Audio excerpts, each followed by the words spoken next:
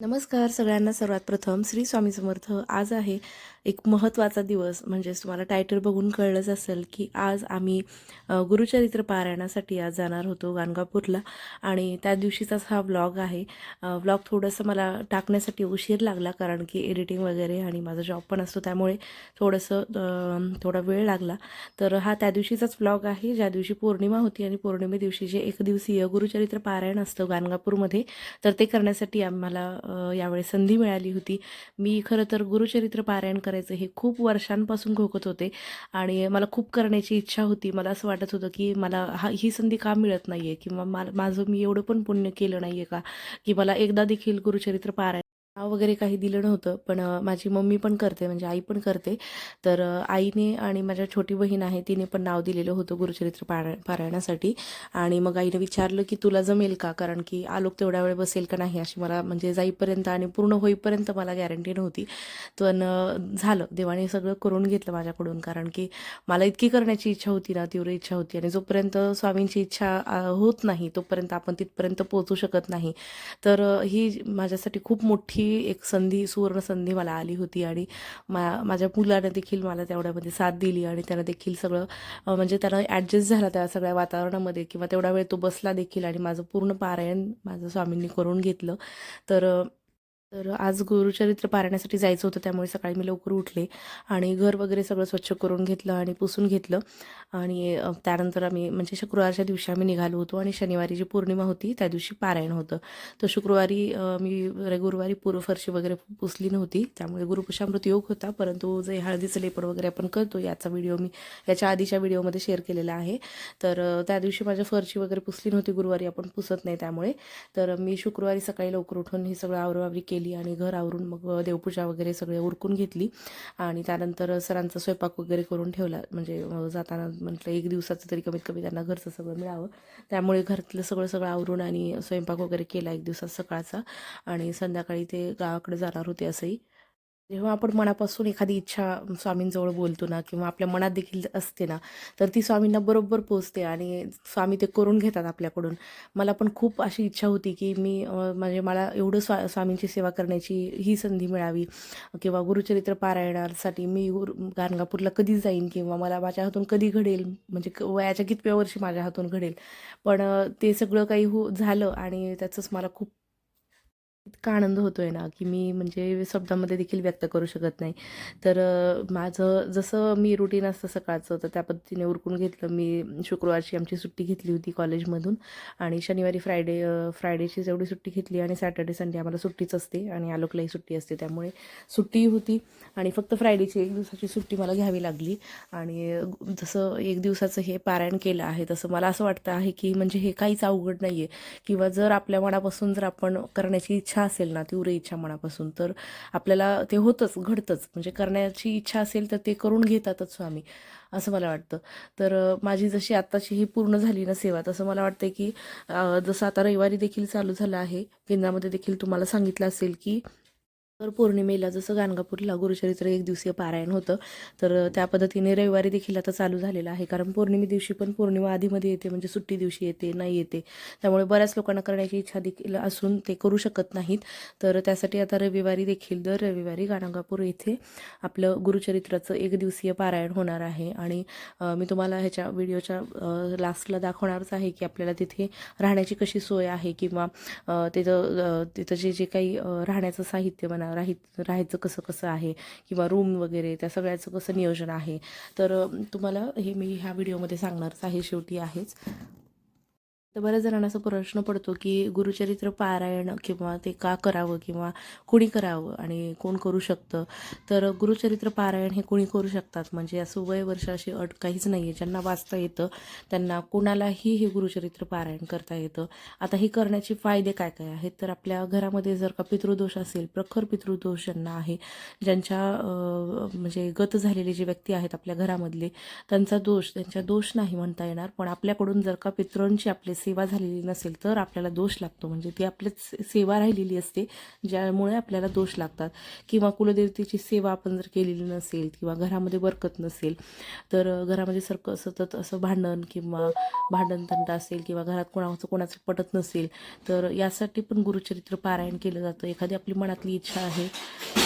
मनातली एखादी इच्छा आहे जी की पूर्ण होत नाही आणि ती आपल्याला पूर्ण करायची आहे, तर ती बोलून आपण संकल्प करून जर का संकल्पयुक्त गुरुचरित्र पारायण केलं तर त्याचं फळ हे नक्की आपल्याला प्राप्त होतं. आपण घरी देखील करतो गुरुचरित्र पारायण, पण घरी केल्याने आपल्याला म्हणजे एका पारायणाचं पुण्य मिळतं किंवा एका पारायणाचंच फळ मिळतं. पण आपण जेव्हा सामुदायिक ते फळ सामुदायिक जी सेवा करतो त्यामुळे आपल्याला सामुदायिक जेवढे लोक त्या पारायणासाठी बसलेले असतात त्या सगळ्यांचं पुण्य आपल्या पदरामध्ये पडतं.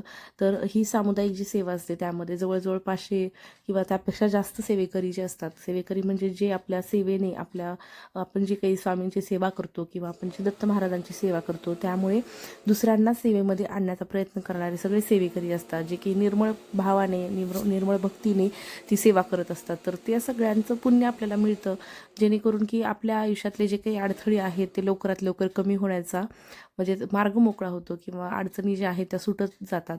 त्यामुळे सामुदायिक पारायण करावं असं म्हणतात. तर त्यामध्ये आपण जे काही गुरुचरित्र पारायण करतो तर त्याला असे विशिष्ट असे नियम आहेत किंवा आपण केंद्रामध्ये जेव्हा दत्त जयंती असते किंवा स्वामी महाराजांची पुण्यतिथी असते तर त्यावेळेला आपण जे पारायण करतो तर तेव्हा देखील 7 दिवसांचं पारायण आपण करतो आणि ठराविक दिवशी ठराविक असे अध्याय आहेत. तर तेवढे अध्याय आपल्याला पठण करायचे असतात. तर जे अध्याय आहेत ते पूर्ण पठण झाल्याच्या नंतरनं जी आपण केंद्रातून जे काही सेवा असतात त्या सगळ्या करतो आणि घरी आल्यानंतर आपण एकच धान्य खायचं असतं 7 दिवस आपल्याला. तर हे एक दिवसीय जे पारायण आहे त्याच्यामध्ये आपण जेवण करून देखील ही पारायण करू शकतो. तर तिथे आपल्याला जेवणाची व्यवस्था केलेली असते, जे त्यांचं अन्नछत्र आहे जिथे आपण मुक्कामासाठी असतो. स्वामी समर्थ केंद्रामध्ये जे तिथं भक्त निवास आहे त्याच्यामध्येच तिथं आपल्याला अन्नछत्राची सोय आहे. आणि दुपारी आपल्याला 12 ते 1 म्हणजे एक ब्रेक दिला जातो. म्हणजे 12 ते 12:30च्या कालावधीमध्ये दत्त महाराजांचा भिक्षेचा जो कालावधी असतो त्या कालावधीमध्ये आपण पारायण किंवा कुठल्याही दत्त महाराजांची सेवा जी आहे ती करत नसतो. तर त्यावेळेमध्ये एक ब्रेक दिला जातो 12 ते 1 मध्ये. आणि त्यासोबतच सुरुवात जी आहे तर त्या आपल्याला ते जेवण म्हणजे जेवण करायचं असतं, जे की बिना कांदा लसूण विरहित असतं ते जेवण आपल्याला तिथं दिलं जातं. आणि सुरुवात म्हणायला गेलं तर सुरुवात आपली 6:30ला पारायणाची सुरुवात होते. म्हणजे सकाळीच आपल्याला आदल्या दिवशी आपल्याला तिथे मुक्काम करावा लागतो आणि दुसऱ्या दिवशी सकाळी आपल्याला पूर्ण शुचिर्भूत होऊन फक्त चहा घेऊन तुम्ही जाऊ शकता तिथे. आणि तिथे 6:30ला वाचनाची सुरुवात होते आणि 6:30 पासून ते म्हणजे 12पर्यंतचा कालावधी जो असतो त्याच्यामध्ये 2 ब्रेक दिले जातात. तसे म्हणजे ब्रेक म्हणता येणार नाही, पण 8 वाजता एकदा जी आपली आरती असते ती 8 वाजताची भोपाळी आरती, त्यानंतर 10:30 वाजताची जी आहे दत्त महाराजांची आरती, जी नैवेद्य आरती आहे ती 10:30ची आरती. त्यावेळेला एकदा आपण आरतीसाठी उभे राहतो. फक्त असं 2 वेळा म्हणजे 2 वेळा गॅप पडतात किंवा 2 वेळा आपण थांबतो आणि ते आरती झाल्याच्यानंतर परत कंटिन्यू जिथून अध्याय म्हणजे अर्धा राहिलेला आहे तिथून पुढं कंटिन्यू वाचला जातो. आणि समोर 2 सेवेकरी असतात ज्या की मोठ्याने पठण करतात माईकवरती, त्याच्यामुळे स्पीकरमुळे सगळीकडे ते पोचतं. आणि मोठं असं केंद्र आहे जेणेकरून सगळ्यांना म्हणजे खूप लोक बसलेले असतात त्या पारायणासाठी. पुरुष सेवेकरी तेवढेच असतात, महिला सेवेकरी तेवढेच असतात. तर मी देखील जे पारायण केलं त्याच्यामध्ये आलोकला सोबत घेऊन केलं. म्हणजे तुम्ही समजू शकता की माझा मुलगा तर फक्त 3 वर्षांचा आहे, तो देखील तिथे ॲडजस्ट झाला आणि त्याच्यासोबत मला पारायण करण्याची संधी मिळाली, म्हणजे त्याला घेऊन मी करू शकले. म्हणजे असं काही नाही आहे की आपल्या जेव्हा आपण मनापासून विचार करतो ना की मला करायचंच आहे, मग ते होतंच, आपल्याकडून कळवून घेतातच स्वामी. तर मला तसंच माझी खूप इच्छा होती की मला करायचंच आहे, पण मला वाटत नव्हतं की माझा एवढं लहान मुलगा आणि कसा बसेल आणि मला होईल का, शक्य होईल का. पण माझ्या केंद्रातल्या ज्या काही सेवेकरी ज्या स्त्रिया आहेत त्यांनी पण मला सांगितलं. आणि माझी आई होती सोबत, बहीण होती, त्यांच्यामुळे पण मला खूप सपोर्ट झाला.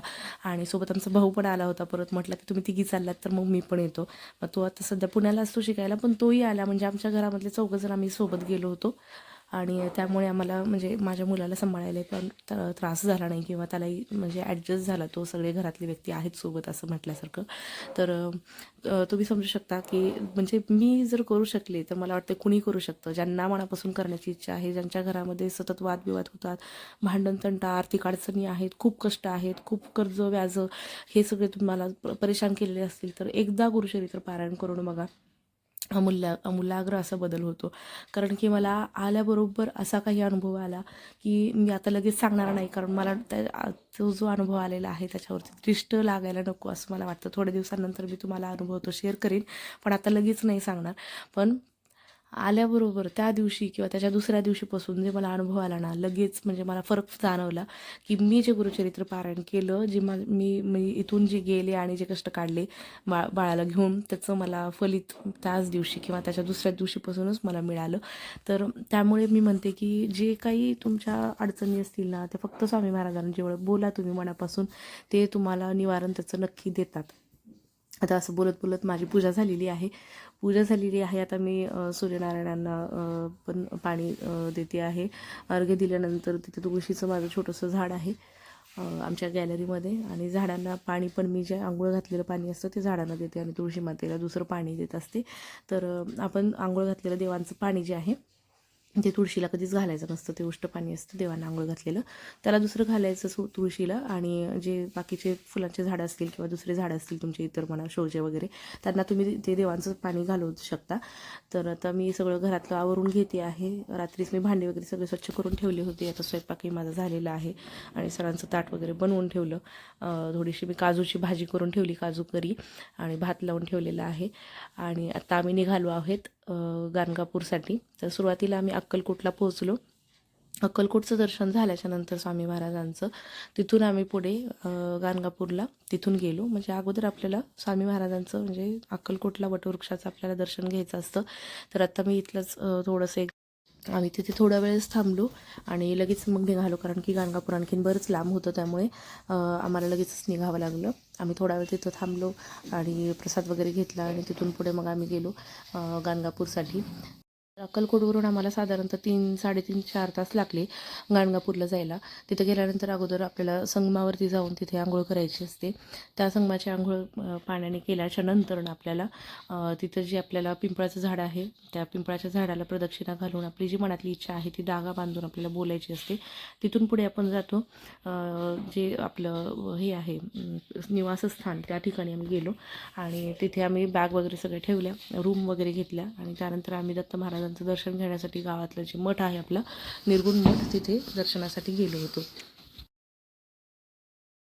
आता मी तुम्हाला दाखवते की जे आपलं निवासस्थान आहे भक्त निवास, आणि तिथून जवळच म्हणजे पायी आपण तिथं जातो जिथे आपल्याला केंद्रामध्ये पठण करायचं आहे गाणगापूर मध्ये.